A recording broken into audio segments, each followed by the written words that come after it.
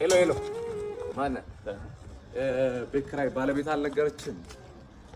ቤት ኪራይ አንድ ወር ሳትከፍል ሁለተኛ ወር መጥቶብሃል።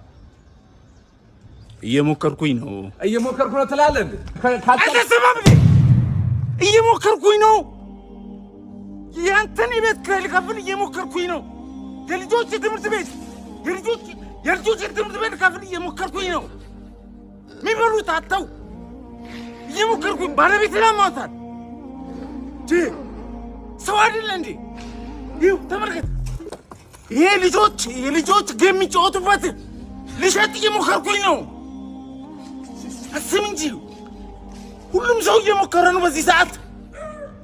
እጁን አጣጥፎ የተቀመጠ ሰው አለ እንዴ? ታገሰኝ በቃ። እየሞከርኩኝ ነው።